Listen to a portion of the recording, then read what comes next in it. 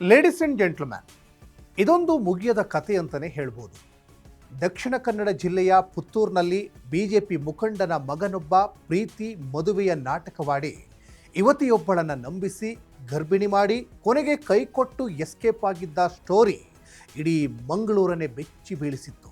ಇದೀಗ ಹೈಕೋರ್ಟ್ ಜಾಮೀನು ನೀಡುವಾಗಲೂ ಸಂತ್ರಸ್ತೆ ಮತ್ತು ಮಗುವಿನ ನಿರ್ವಹಣೆಗೆ ಪ್ರತಿ ತಿಂಗಳು ಭಾರೀ ಮೊತ್ತದ ದಂಡ ವಿಧಿಸಿ ಈ ಕಾಮುಕನಿಗೆ ಶಾಕ್ ನೀಡಿದೆ. ಅಧಿಕಾರದ ಮದದಲ್ಲಿ ಹೆಣ್ಣಿನ ಜೀವನದ ಜೊತೆ ಆಟವಾಡಿದವರ ಕಂಪ್ಲೀಟ್ ರಿಪೋರ್ಟ್ ಇಲ್ಲಿದೆ ನೋಡಿ. ಎಸ್ ವೀಕ್ಷಕರೇ, ನೆಲ ಜಲ ಭಾಷೆಗಾಗಿ ಪ್ರಾಮಾಣಿಕ ಪತ್ರಿಕೋದ್ಯಮ ನೀವು ನೋಡ್ತಾ ಇದ್ದೀರಾ ಫೋಕಸ್ ಟಿವಿ. ನಾನು ಸಚಿನ್ ಹೆಮ್ಮಕ್ಕಿ.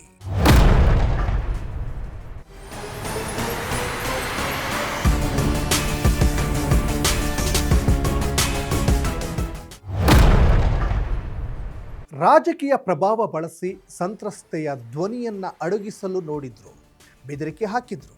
ಆದರೆ ಪಾಪದ ಕೊಡ ತುಂಬಿದಾಗ ಕಾನೂನಿನಿಂದ ತಪ್ಪಿಸಿಕೊಳ್ಳಲು ಸಾಧ್ಯವೇ ಇಲ್ಲ. ಮಗುವಿಗೆ ಜನ್ಮ ನೀಡಿದ ಸಂತ್ರಸ್ತೆ ನ್ಯಾಯಕ್ಕಾಗಿ ಪೊಲೀಸ್ ಠಾಣೆ ಮೆಟ್ಟಿಲೇರ್ತಾ ಇದ್ದಂತೆ ಮೈಸೂರಿನಲ್ಲಿ ಅಡಗಿ ಕೂತಿದ್ದ ಕೃಷ್ಣ ಜೆ ರಾವ್ ಕೊನೆಗೂ ಪೊಲೀಸರ ಕೈಗೆ ಸಿಕ್ಕಿಬಿದ್ದ. ಅಷ್ಟೇ ಅಲ್ಲ, ಇನ್ನು ಮಗನ ಪಾಪದ ಕೃತ್ಯಕ್ಕೆ ಸಾಥ್ ನೀಡಿದ ಆತನ ತಂದೆ ಬಿಜೆಪಿ ಮುಖಂಡ ಜಗನ್ನೀವಾಸ ರಾವ್ ಕೂಡ ಮಗನ ಜೊತೆ ಕಟಕಟೆ ಹತ್ತಬೇಕಾಯಿತು. 21 ವರ್ಷದ ಆರೋಪಿ ಶ್ರೀಕೃಷ್ಣ ಜೆ ರಾವ್ ಮತ್ತು ಸಂತ್ರಸ್ತೆ ಇಬ್ಬರು ಶಾಲಾ ದಿನಗಳಿಂದಲೇ ಪರಿಚಿತರಾಗಿದ್ದು ಪ್ರೀತಿಸ್ತಾ ಇದ್ರು. ಯುವತಿ ಮಂಗಳೂರಿನ ಕಾಲೇಜೊಂದರಲ್ಲಿ ಪದವಿ ವ್ಯಾಸಂಗ ಮಾಡ್ತಾ ಇದ್ದಾಗಲೂ ಇವರ ಸಂಬಂಧ ಮುಂದುವರೆದಿತ್ತು. ಮದುವೆಯಾಗೋದಾಗಿ ನಂಬಿಸಿದ ಕೃಷ್ಣ ರಾವ್ 2024 ಅಕ್ಟೋಬರ್ನಲ್ಲಿ ಯುವತಿಯನ್ನು ತನ್ನ ಮನೆಗೆ ಕರೆಸಿಕೊಂಡು ದೈಹಿಕ ಸಂಬಂಧ ಬೆಳೆಸಿದ್ದ ಎನ್ನಲಾಗಿದೆ. ತದನಂತರವೂ ಈ ಕೃತ್ಯ ಮುಂದುವರೆದಿದ್ದು ಯುವತಿ ಗರ್ಭಿಣಿಯಾಗಿದ್ದಾಳೆ.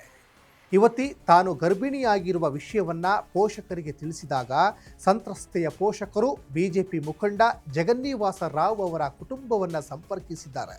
ಆರಂಭದಲ್ಲಿ ಮದುವೆ ಮಾಡಿಕೊಡಲು ಒಪ್ಪಿದ ಆರೋಪಿಯ ಕುಟುಂಬ ಆನಂತರ ರಾಜಕೀಯ ಪ್ರಭಾವ ಬಳಸಿ ಮದುವೆಗೆ ಸ್ಪಷ್ಟವಾಗಿ ನಿರಾಕರಿಸಿತ್ತು.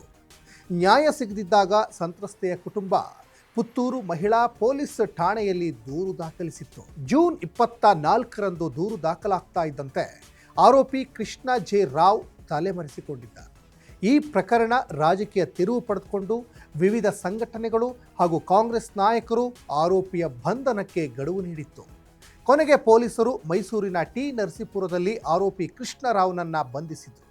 ಮಗನಿಗೆ ತಪ್ಪಿಸಿಕೊಳ್ಳಲು ಸಹಾಯ ಮಾಡಿದ ಆರೋಪದ ಮೇಲೆ ತಂದೆ PG ಜಗನ್ನೀವಾಸ ರಾವ್ ಅವರನ್ನು ಕೂಡ ಪೊಲೀಸರು ಬಂಧಿಸಿದರು. ಆ ನಡುವೆ ಜೂನ್ 28ರಂದು ಸಂತ್ರಸ್ತೆ ಹೆಣ್ಣು ಮಗುವಿಗೆ ಜನ್ಮ ನೀಡಿದ್ಲು. ಪ್ರಕರಣದ ತನಿಖೆಯ ಭಾಗವಾಗಿ ಮಗುವಿನ ಪಿತೃತ್ವವನ್ನು ಸಾಬೀತುಪಡಿಸಲು DNA ಪರೀಕ್ಷೆ ನಡೆಸಿತ್ತು.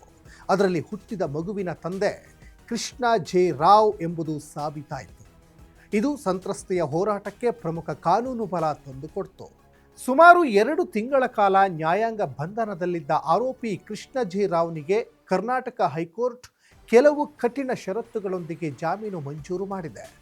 ಇಬ್ಬರೂ ವಯಸ್ಕರಾಗಿದ್ದು ಮೇಲ್ನೋಟಕ್ಕೆ ಇದು ಪರಸ್ಪರ ಒಪ್ಪಿಗೆಯಿಂದ ನಡೆದ ಸಂಬಂಧದಂತೆ ಕಾಣ್ತಾ ಇದೆ ಅಂತ ಹೇಳಿ ತನಿಖೆ ಪೂರ್ಣಗೊಂಡಿರೋದ್ರಿಂದ ಕೋರ್ಟ್ ಜಾಮೀನು ನೀಡಿದೆ.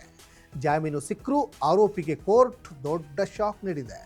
ಮಗುವಿನ ಜವಾಬ್ದಾರಿ ಮತ್ತು ಸಂತ್ರಸ್ತೆಯ ಜೀವನ ನಿರ್ವಹಣೆಗಾಗಿ ಪ್ರತಿ ತಿಂಗಳು 75,000 ರೂಪಾಯಿ ಪರಿಹಾರವನ್ನು ಮುಂದಿನ ಆದೇಶದವರೆಗೆ ಸಂತ್ರಸ್ತೆಗೆ ನೀಡಬೇಕು ಅಂತ ಹೈಕೋರ್ಟ್ ಆದೇಶಿಸಿದೆ.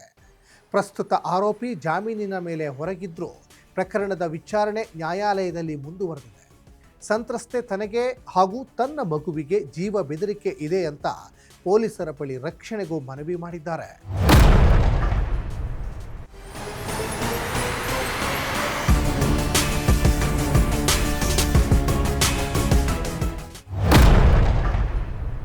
ಅಧಿಕಾರ, ಹಣ ಮತ್ತು ರಾಜಕೀಯದ ಬಲ ಇದ್ದರೆ ಯಾರ ಜೀವನದ ಜೊತೆ ಬೇಕಾದರೂ ಆಟ ಆಡಬಹುದು, ಕಾನೂನಿನಿಂದ ತಪ್ಪಿಸಿಕೊಳ್ಬಹುದು ಅಂದ್ಕೊಂಡಿದ್ದ ಈ ಅಹಂಕಾರಿಗಳಿಗೆ ಈಗ ಕಾಲವೇ ತಕ್ಕ ಪಾಠ ಕಲಿಸಿದೆ.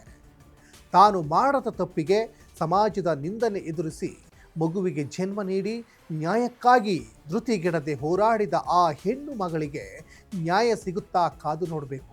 ಇವಿಷ್ಟು ಈ ಕ್ಷಣದ ಅಪ್ಡೇಟ್. ನೆಲ ಜಲ ಭಾಷೆಗಾಗಿ ಪ್ರಾಮಾಣಿಕ ಪತ್ರಿಕೋದ್ಯಮ ನೋಡ್ತಾ ಇರಿ ಫೋಕಸ್ ಟಿವಿ.